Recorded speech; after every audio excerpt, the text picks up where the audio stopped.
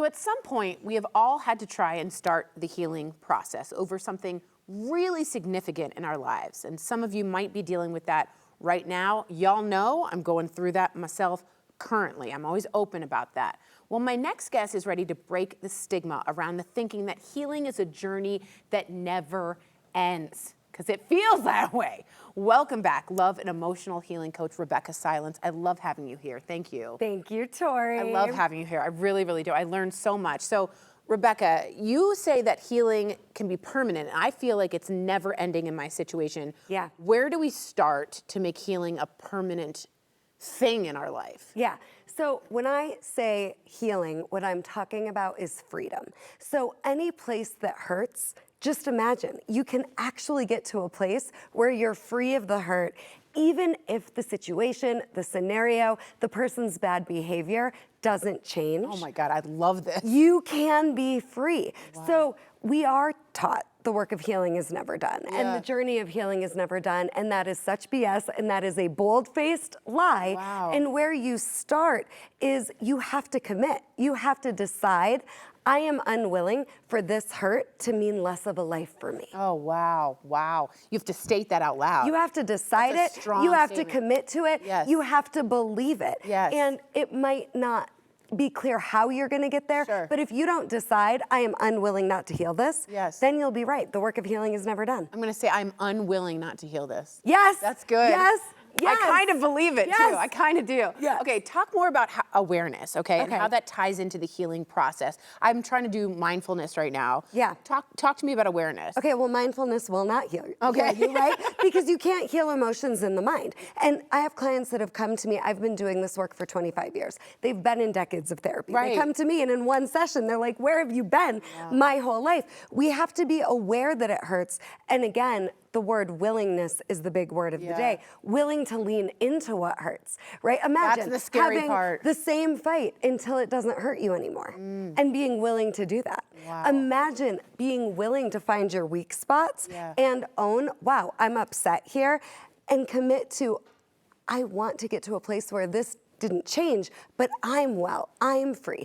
It's emotional healing work that makes it permanent, not mindfulness. Interesting, and the awareness of that is how you start. You have to be aware it hurts to heal it, and so often we're out of body. We're just going through the motions, we're checking the boxes, we're in our achievement paradigms, right? And what I call high functioning unhappiness has become our life, right? No, we have to stop the madness, but you have to be aware so you can heal. And don't be afraid of that. Right. There is a lot of fear for a lot of people to even feel the pain. They bottle it down and bottle it down, you know what I mean? So something that we all have to learn and to manage are triggers, right? I think you all just nodded when you were looking at the screen. They never go away.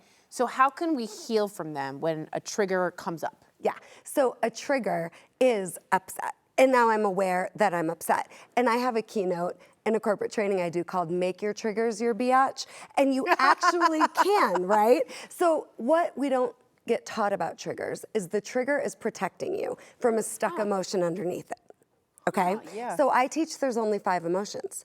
Everything else is a trigger. So there's anger, there's grief, there's fear, there's joy, there is excitement. So let's just say our trigger is shame. Yes, or regret or something. So imagine that trigger, the shame, is easier and safer and protecting you so you don't have to be with the emotion underneath it. The last thing we want to do is be with our emotions. Yes, right. What will free and liberate and heal you is getting to the emotion underneath the trigger. Wow. So the trigger is an access point to healing, to possibility, it's a teacher. to a version of you you've never met yet, and it gives you access to the emotion that's stuck.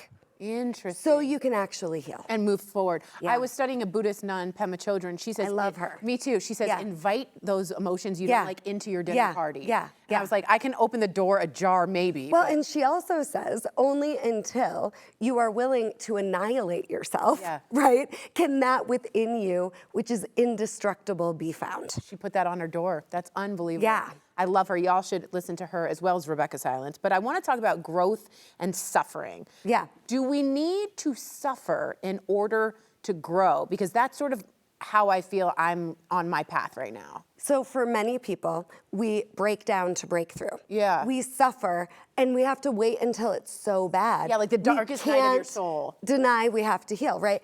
But there's another way to heal called desire, right? Instead of suffering being the catalyst for your healing. Yeah. And if you're there and if you're in the middle of the breakdown right now, I've got you all day if you want my support. But it doesn't have to get to that point. We can heal just because we desire to be more, to have more of an impact, to have more pleasure, to have more peace, to have more joy.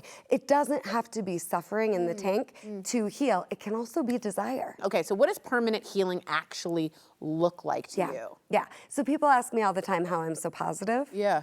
I'm not. I'm healed, right? I live the practice of emotional healing. What it looks like is your heart is open. Wow. What it feels like is the opposite of the trigger. Oh, I love you so much, but the way you just spoke to me, that's not gonna work.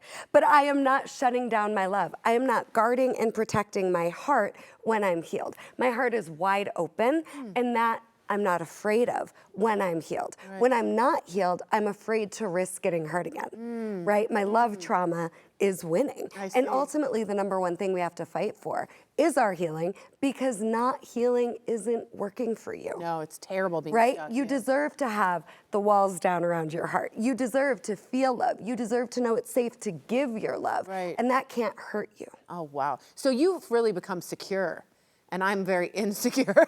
You can learn to become secure. You can live beyond being guarded and protected. Yes, And you can be so secure that you know your character so well it can't be threatened. Wow. That's what we're afraid of, right? That is good. Yeah. That is so good. She's excellent. Okay, Thank so you. please continue the conversation. I want you to connect with Rebeccah by following her on social media. Her handle is @RebeccahSilence, or find her online at the unsilentwoman, I love that, .com. Yeah. While you're there, I want you to check out her book. We have it right here. It's called Coming Back to Life. It's been on my dresser next to my bed, and I pick it up and read it when I am deeply in pain, and it is excellent. I highly recommend. Thank you. Thank you for being here. Healing is possible. We have Healing is to possible. remember that. I'm unwilling to continue the suffering. Yes. Amen. Amen.